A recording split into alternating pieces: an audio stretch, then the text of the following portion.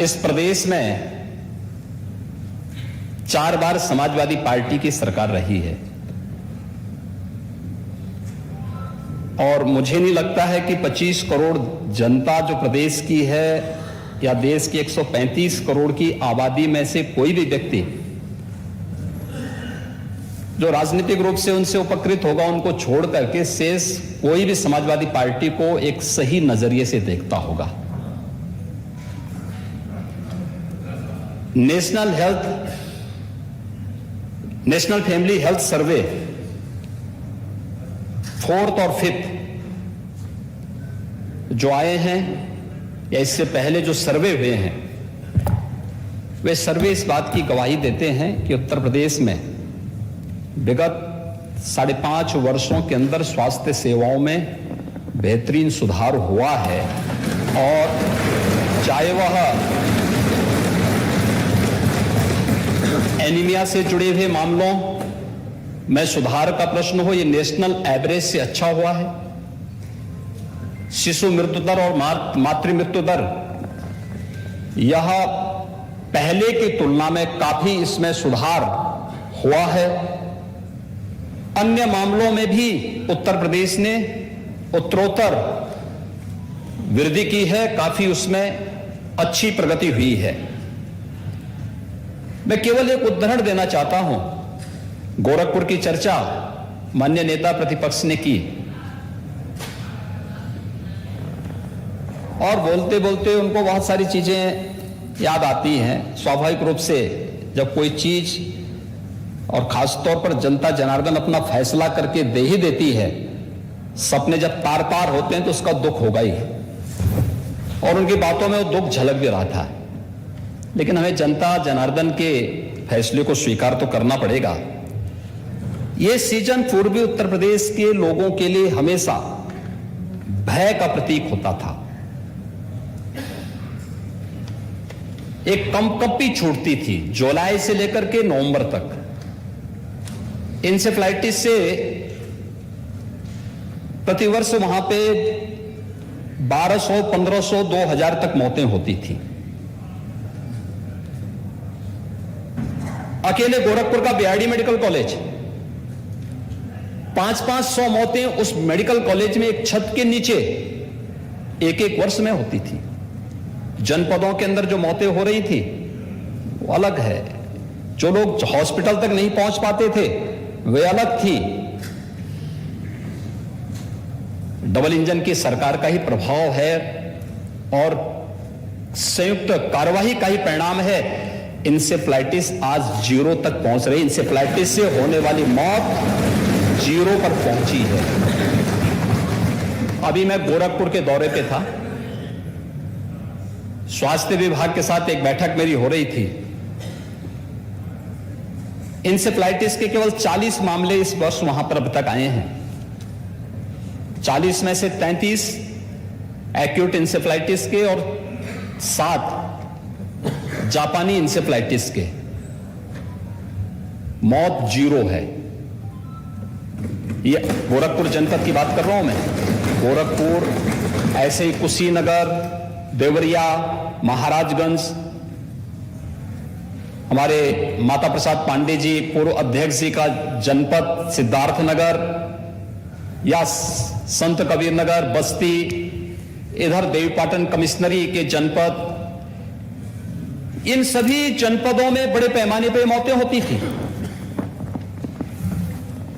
लेकिन समाजवादी पार्टी सरकार एक भी बार अपनी संवेदना व्यक्त करने के लिए उन क्षेत्रों में उन मरीजों को मिलने तक कोई नहीं गया, क्योंकि फुर्सत ही नहीं थी। क्योंकि जो मरने वाले बच्चे थे, ये विषय उससे जुड़ा हुआ है, ये प्रश्न इससे जुड़ा हुआ है। मरे उन बच्चों का अगर किसी ने मदद की तो समाजवादियों ने मदद की। ये प्रश्न इससे जुड़ा हुआ है।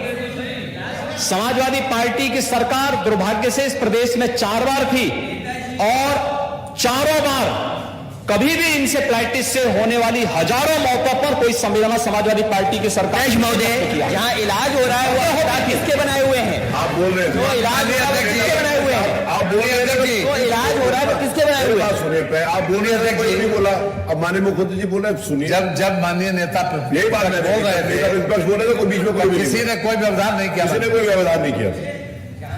नहीं, कोई व्यवधान नहीं किया था। नेता सदन बोल रहे हैं, आप उसको सुनिए। आपने मान्यवर, कोई प्रयास नहीं हुए। ये लोग दूसरों को उपदेश देते हैं।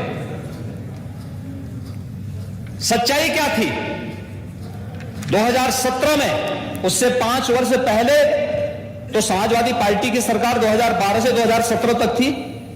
प्रदेश के सभी प्राथमिक स्वास्थ्य केंद्र बंद कर दिए गए थे। कोई डॉक्टर नहीं था, कोई डॉक्टर नहीं था। ज्यादातर सीएससी बंद के कगार पर थे। सुनिए नहीं, और यही नहीं, जनपद और जिला चिकित्सालयों की स्थिति भी कितनी दयनीय थी, जर्जर स्थिति थी।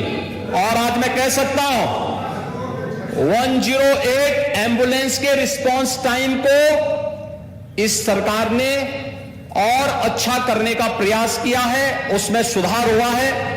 आज सरकार के प्रयासों के परिणाम स्वरूप प्रदेश में 1 डिस्ट्रिक्ट 1 मेडिकल कॉलेज की तरफ हम लोग बढ़ रहे हैं।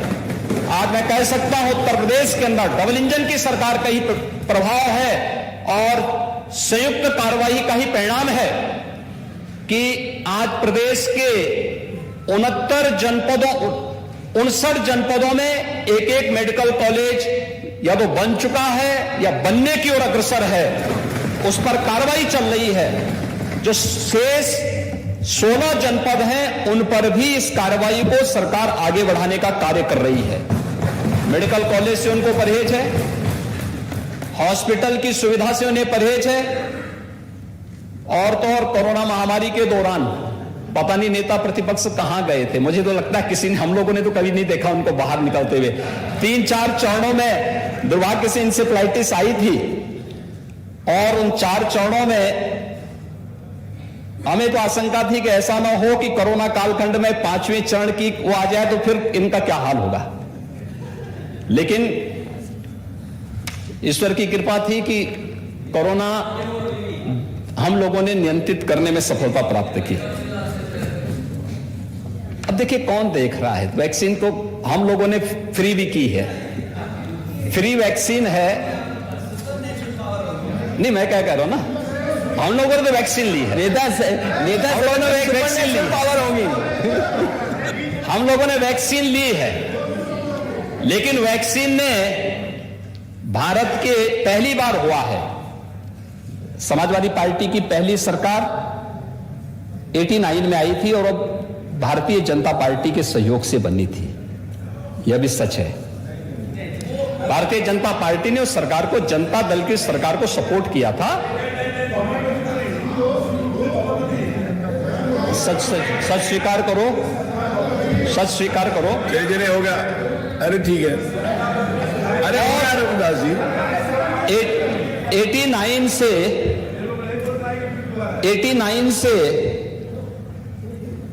आपने देखा होगा समाजवादी पार्टी को 4 बार, ठीक है नाम पहले कुछ रहा होगा, लीडर वही थे ना, नेता वही थे, और इनको 4 बार प्रदेश में शासन में रहने का अवसर प्राप्त हुआ है।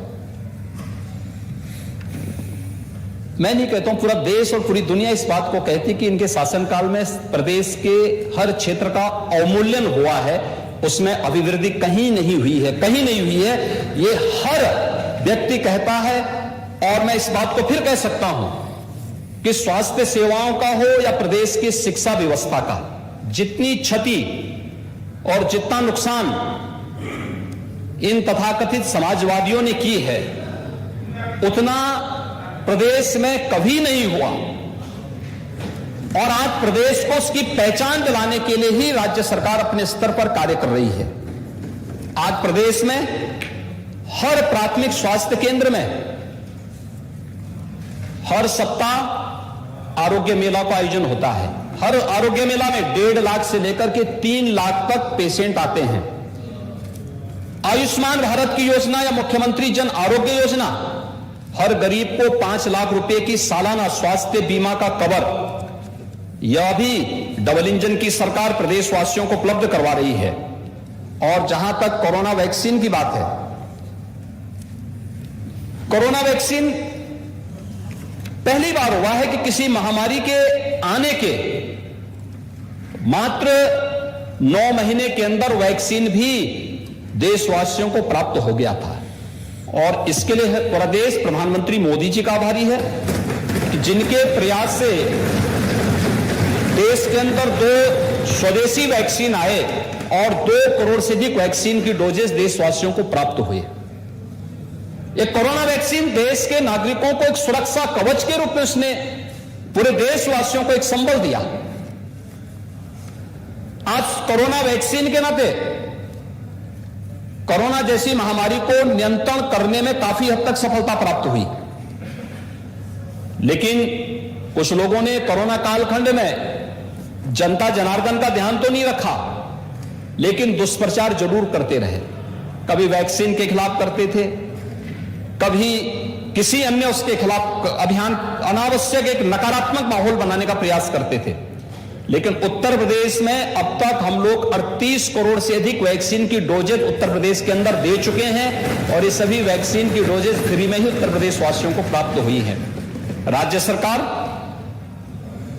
को बहुत प्रमाण पत्र कहीं से और लेने की आवश्यकता नहीं। नेशनल फैमिली हेल्थ सर्वे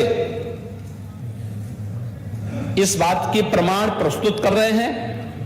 राज्य सरकार ने प्रदेश के अंदर हर एक व्यक्ति को बेहतरीन स्वास्थ्य सुविधा उपलब्ध कराने के लिए पूरी तरह हम प्रतिबद्ध हैं और सरकार उसको पूरी मजबूती के साथ, पूरी प्रतिबद्धता के साथ आगे बढ़ाएगी।